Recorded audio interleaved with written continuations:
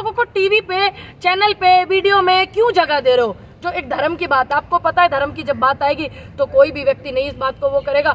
नहीं, आप घुमा के बात करते हैं भाई जी, आप गलत कर रहे हैं। मैंने शुरू में ही बोला कि जो संविधान के दायरे में आती है सजा वो होनी चाहिए। इसका मतलब आपने ठीक से सुना नहीं, आप ध्यान से सुनिए। मैंने शुरू में ही बोला है, ये मत बोलिए कि घुमा के बोला। मैंने ये बोला है जो संविधान में सजा होती है, जो कार्रवाई होती है वो संविधान में वो उनको होनी चाहिए। तो आपने कैसे बोला कि आपने घुमा के बोला? मैंने तो नहीं बोला। सीधा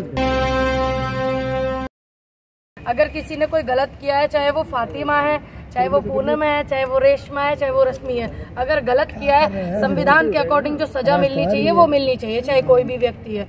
और ये नहीं है कि एक ही व्यक्ति को या एक ही बरादरी या एक ही समुदाय को आप टारगेट करो।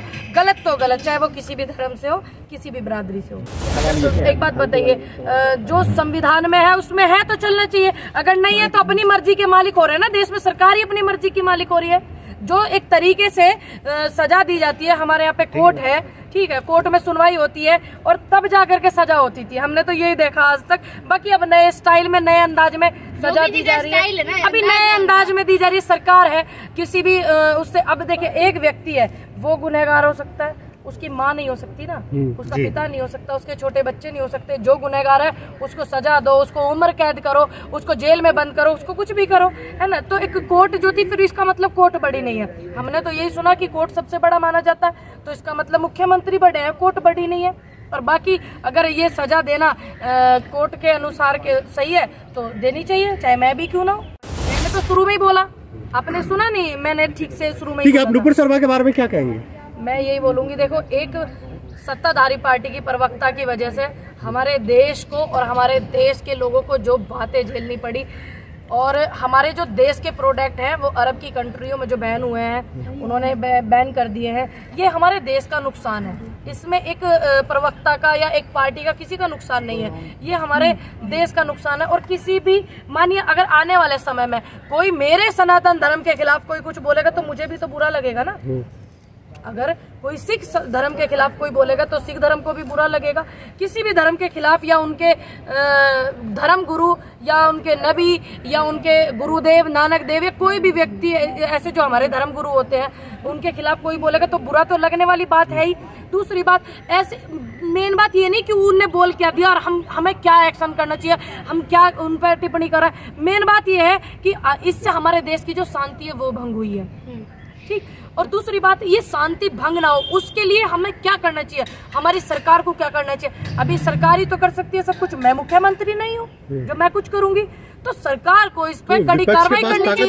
देखिए अभी जब विपक्ष जो कितना भी जोर लगा लेगा उसके बावजूद भी ये लोग नहीं मानते, बेशर्माई की हदें पार करते हैं, तो उस पर आप क्या कहोगे? जब पहले आंदोलन होते थे तो राज्य सरकारें गिर जाती थी, आंदोलन बड़े होते थे तो देश की सरकारें गिर जाती थी। लेकिन अब मुद्दा सोचने वाला मुद्दा क्या है? मुद्दा ये है कि अब इसका जो समस्या का जो समाधान है वो कैसे हो। जो संवैधानिक तरीके से सजा होती है वो सजा मिलनी चाहिए, ताकि आने वाले समय में कोई मुस्लिम सनातन धर्म को टारगेट ना करे, कोई सनातन धर्म का व्यक्ति मुस्लिम धर्म को टारगेट ना करे, या कोई ईसाई धर्म को टारगेट ना करे, या वो लोग हमें टारगेट ना करे, कोई भी किसी भी धर्म के खिलाफ टिप्पणी ना करे। ये बहुत जरूरी है। अभी मेन मुद्दा क्या है? मेन मुद्दा तो ये है ना कि संवैधानिक तरीके से सजा जरूर मिलनी चाहिए। मैंने कब कहा कि आप हिंसा करो?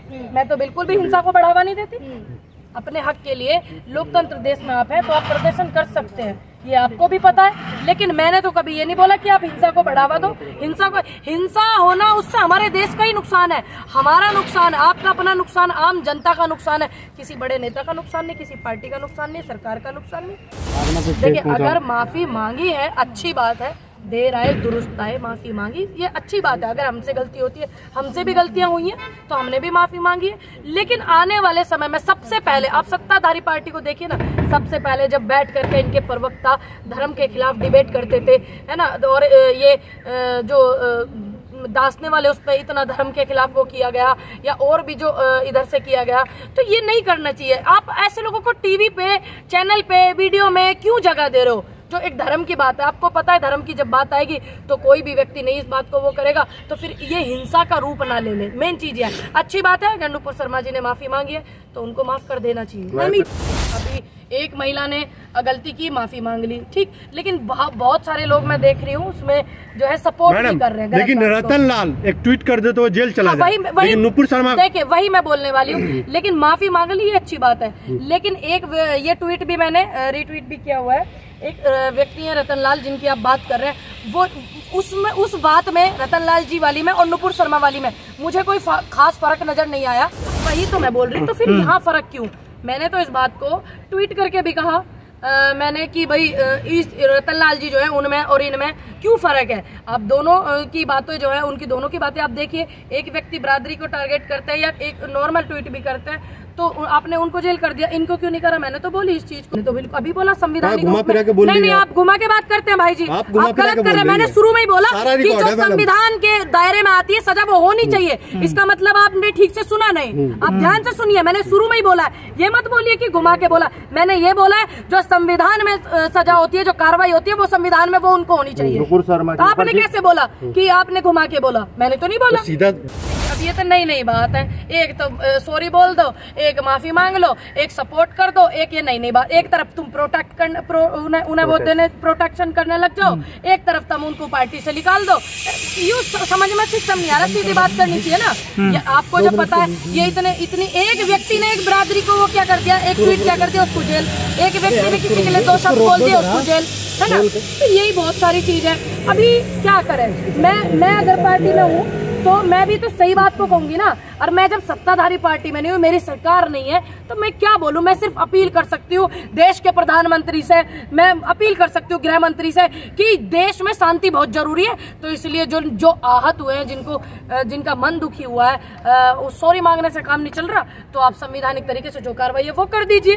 भाई गलत तो गलत है ना, तो वही बोल रही हूँ। मैंने तो प्रधानमंत्री से अपील की है ना, अभी अपने देश के पहले प्रधान से अपील कर रहे हैं, गृह मंत्री जी से भी कर रहे हैं। मैं एक वीडियो देख रही थी, टर्की में जो हमारे भारत दूतावास है वहाँ पर कुछ लोग इकट्ठा होकर के वो कर रहे हैं इसी उसमें प्रोटेस्ट।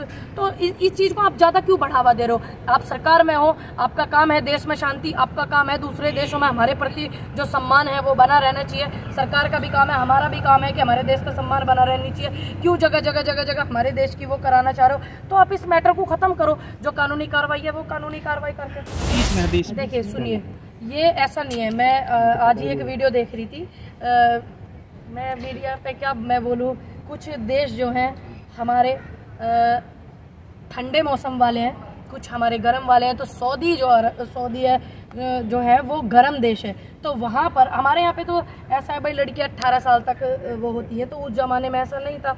उस ज़माने में ये था कि अगर बेटियों को मासिक धर्म जो है 15 साल की उम्र में हो जाए, ठीक है, पीरियड, तो वो बालिग मानी जाती थी। लेकिन जब उस जो गर्म देश है उनमें 9 साल की उम्र में हो जाता तो बालिग मानी जाती थी। लेकिन 6 साल की उम्र में उनका विवाह होने के बाद, जिनकी हम बात कर रहे हैं, जो इन नबी हैं, उनकी जिनसे शादी हुई थी, आयशा जो थी, तो वो 6 साल की उम्र में उनकी शादी थी। लेकिन उनके ऐसे पहले ये नहीं था, आज 18 साल की उम्र में हमारे यहाँ पे ऐसा होता है कि भाई शादी होती है। लेकिन उस जमाने में, उस पहले जो था, वो 6 साल की उम्र में उनकी शादी हुई। लेकिन उधर क्या था, जब लड़कियों को पीरियड होते 9 साल की उम्र में उधर होते थे, क्योंकि गर्म देश था।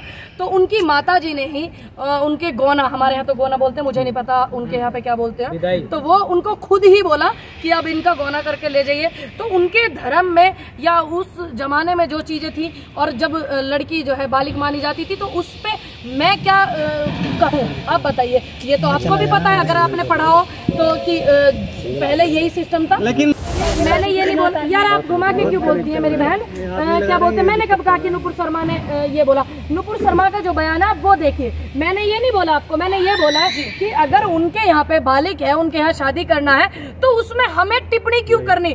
2-2.5 बिलियन के करीब लोग हैं जो मोहम्मद साहब के उन पे चलते हैं, उसूलों पे, उनके उसूलों को मानते हैं, तो हम उन पे टिप्पणी क्यों करें?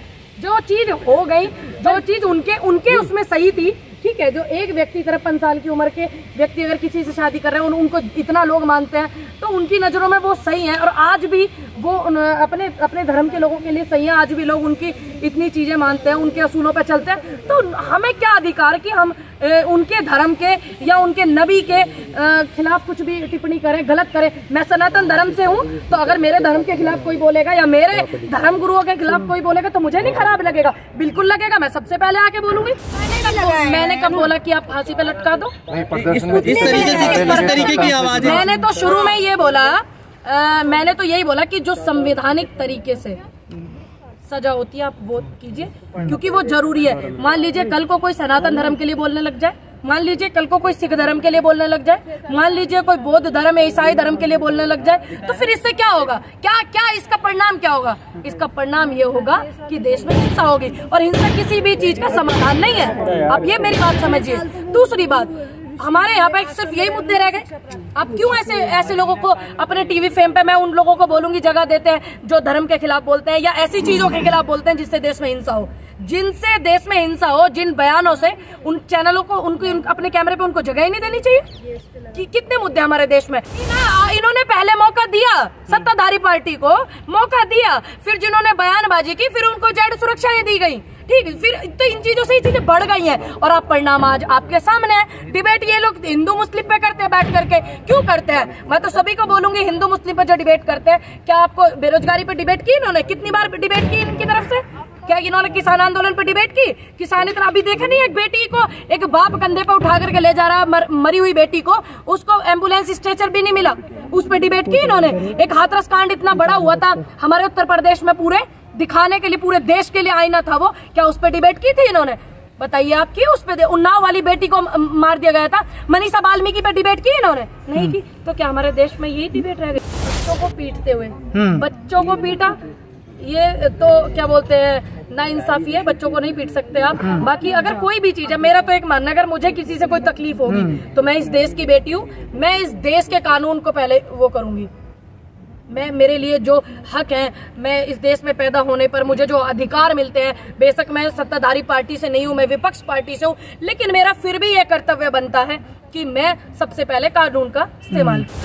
हमारे जो प्रोडक्ट हैं उनको बैन कर दिया गया अरब की कंट्रियों में, और ये भी बोला गया कि हम जो है जहाँ यहाँ पे हमारे भारतीय जो काम कर रहे हैं बाहर अरब के देशों में, कि इनको अब यहाँ पे काम करने नहीं दिया जाएगा। धन्यवाद। तो मेरा अनुरोध है बहुत ज्यादा अरब की कंट्रियों से कि आप इस बात को बिल्कुल ना भूलें कि हमारे यहाँ पर जो आपके यहाँ आपके देश को जो डेवलप करने में हमारे भारतीयों का बहुत योगदान है, और ऐसे लोगों के बयानबाजी आप ये समझिएगा कि कोई मूर्ख है, और ऐसे लोगों ने जो किया, मैं समझती हूँ कि आपको बहुत ज्यादा आहत हुआ है, और आप हमारे भारतीय भाइयों की इस बात को नजरअंदाज मत करिएगा कि आपके देश को हमारे लोगों ने भी डेवलप किया। किसी ने वहाँ काम करके मिस्त्री का, किसी ने वहाँ कुछ करके गाड़ी चला कर, किसी ने पढ़ाई लिखाई करके, किसी ने इंजीनियर बन करके, तो आप इस चीज को नजरअंदाज मत कीजिएगा। मेरा आप सभी से यही अनुरोध है, और आप हमारे भाईचारे हैं, आपको पता ही है कितना अरब के देशों से हमारे देश का लगाव है, आपको भी पता है।